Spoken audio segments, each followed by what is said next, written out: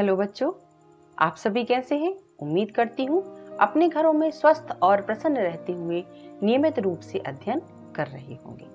तो बच्चों, आज हम पढ़ने जा रहे हैं आपकी पाठ्य पुस्तक मुग्धा का पाठ 7। इसका शीर्षक है कंप्यूटर। तो बच्चों, हम सभी जानते हैं कि कंप्यूटर बहुत ही महत्वपूर्ण है, क्योंकि आजकल हर कक्षाओं में, चाहे प्राइमरी हो, चाहे मिडिल हो, चाहे हाई स्कूल हो, सभी कक्षाओं में कंप्यूटर का अध्ययन प्रारंभ हो गया है।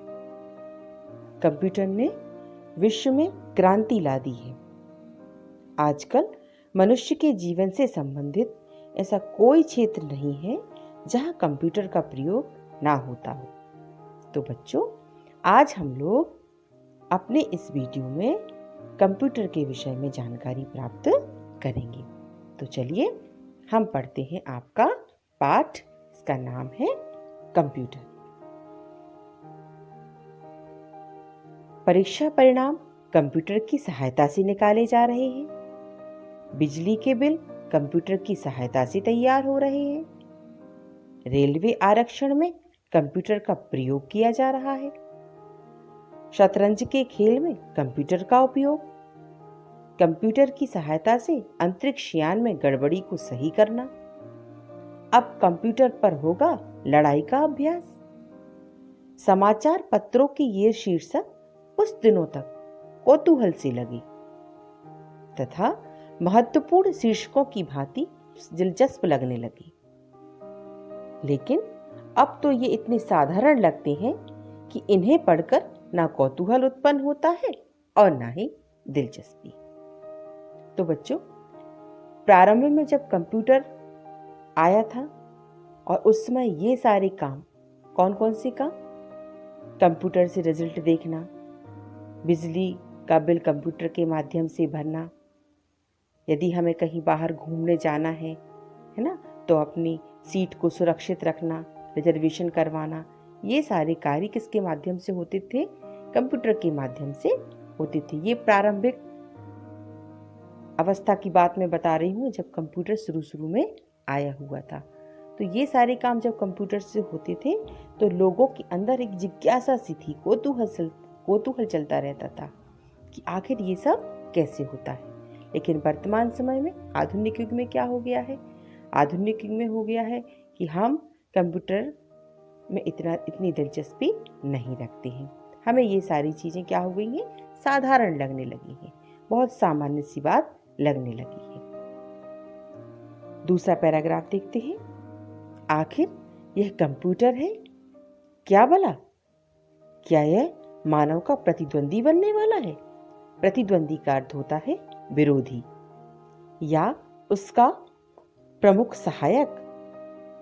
भारत जैसे घनी आबादी वाले देश में, जहां बेरोजगारी के कारण पहले से ही गरीबी की मार है, कंप्यूटर घातक होगा या हितैषी?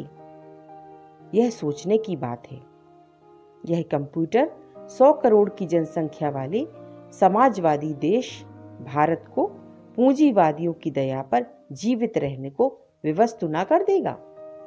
ये आशंकाएं सामान्य भारतवासी के मन में उठने लगी हैं कि ये सही है या गलत। इसका उत्तर भविष्य ही दे सकता है। फिलहाल तो हमें कंप्यूटर के बारे में जानना है।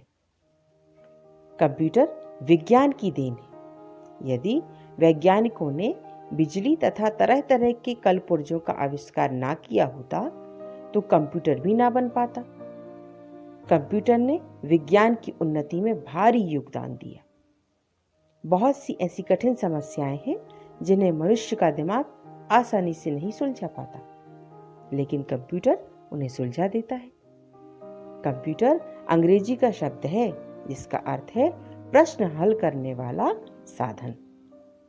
कंप्यूटर का आविष्कार अमेरिका के डॉक्टर हर्मन हालरिथ ने सन 1889 ईस्वी में किया था। कंप्यूटर की रचना ठीक मानव शरीर के समान है। जिस प्रकार मनुष्य के शरीर को कुछ प्रमुख अंगों से बांटा जाता है, जैसे सिर, छाती, पेट, हाथ और पैर, ये अंग अलग अलग काम करते हैं। उसी प्रकार कंप्यूटर के अलग अलग अंग होते हैं जो अलग अलग काम करते हैं। मानव शरीर की नाड़ियों की तरह मोटे और बारीक तारों का जाल पूरे कंप्यूटर में फैला और गुथा रहता है। कंप्यूटर मशीनी मानव है। जिस प्रकार आदमी प्रत्येक भाषा नहीं समझ सकता, वह केवल उन्हीं भाषाओं को समझ सकता है जो उसने सीख रखी हैं। इसी प्रकार कंप्यूटर की भी एक अपनी भाषा होती है। वह सिर्फ अपनी भाषा में दिए गए संदेश को ही समझ सकता है। किसी भी समस्या को कंप्यूटर की भाषा में अनुवाद करना पड़ता है। इस अनुवाद को प्रोग्रामिंग अर्थात प्रोग्राम बनाना कहते हैं।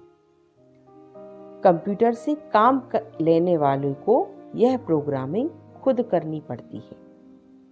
प्रोग्रामिंग ही एक ऐसी चीज है जिसकी वजह से मानव का महत्व कंप्यूटर से अधिक है। अन्यथा हर क्षेत्र में कंप्यूटर मानव से कहीं ज्यादा उत्तम बन गया होता। ये तो बच्चों बिल्कुल सही बात है। यदि कंप्यूटर अपने मन से ही सारे काम करने लगता तो फिर मानव का कोई महत्व ही नहीं रहता। लेकिन यदि हमें कोई प्रोग्रामिंग करनी है तो उसके लिए हमें खुद ही प्रोग्रामिंग करनी पड़ती है ना। उसका उपयोग करने के लिए हमें खुद ही प्रोग्रामिंग करनी पड़ती है, तभी वह कंप्यूटर काम करता है। और यदि ऐसा नहीं होता तो क्या होता? सबसे आगे आज कंप्यूटर होता और मानव उससे पीछे हो जाता।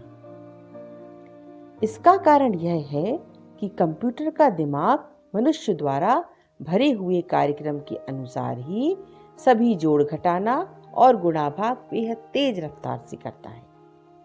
कंप्यूटर मनुष्य के दिमाग पर निर्भर है तो मनुष्य कंप्यूटर की तीव्र गति पर। पिछले 25 वर्षों में तो कंप्यूटर कहीं से कहीं पहुंच चुके हैं। आज वे पहले जैसे विशाल और भारी भरकम नहीं हैं। आज छोटे बड़े सैकड़ों किस्म के कंप्यूटर हैं। अलग अलग किस्म के काम के लिए अलग अलग कंप्यूटर बनाए गए हैं। कुछ कंप्यूटर लाखों करोड़ों रुपए के हैं और उन्हें कोई सरकार ही खरीद सकती है। कुछ कंप्यूटर इतने सस्ते हैं कि उन्हें साधारण कारखाने और व्यापारिक कंपनियां भी खरीद लेती हैं। कुछ कंप्यूटर आकार में इतने छोटे बनाए गए हैं कि उन्हें मशीनों, तोपों और रॉकेटों आदि के साथ लगा दिया जाता है।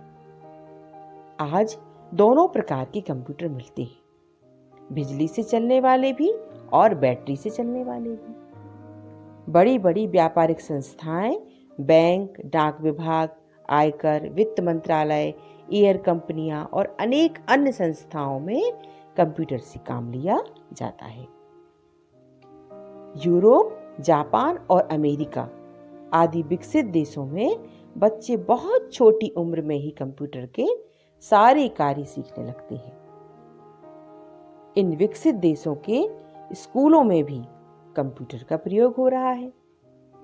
हमारे भारतवर्ष में भी कंप्यूटर का प्रयोग होने लगा है। परीक्षा मंडल कंप्यूटर से परीक्षा परिणाम निकालते हैं। विद्युत प्रदाय, टेलीफोन निगम, व्यावसायिक संस्थान आदि बिल तैयार करते हैं। एयर इंडिया, रेलवे कार्यालय कंप्यूटर की सहायता से यात्रियों का आरक्षण करते हैं। आरक्षण का अर्थ होता है सीट को सुरक्षित करना। इससे समय की बचत होती है, साथ ही काम भी सही ढंग से होता है। विभिन्न शोध कार्यों के लिए, आंकड़े इकट्ठे करने के लिए और अंतरिक्ष कार्यक्रमों के संचालन के लिए कंप्यूटर बड़ा उपयोगी सिद्ध हुआ है। किसी भी देश के विकास में कंप्यूटर का बड़ा योगदान है। तो बच्चों, इस पाठ के माध्यम से हमने क्या जाना? हमने जाना कि हमारे देश में या हमारे विश्व में कंप्यूटर का बहुत अधिक महत्व है। कंप्यूटर के बिना हम अधूरे हैं, है ना। बहुत तीव्र गति से काम करने के लिए मनुष्य को कंप्यूटर की आवश्यकता होती है। आने वाले समय में सारे कार्य कंप्यूटर से ही होंगे। कंप्यूटर पर्यावरण संरक्षण हेतु भी अति लाभदायक है। तो बच्चों, आपको इस पाठ को बहुत ध्यान से एक बार और पढ़ना है तथा लगातार आपको घर में रहते हुए अध्ययन करते रहना है। अगले वीडियो में आपसे हम फिर मिलेंगे। तब तक घर में रहें, सुरक्षित रहें। धन्यवाद।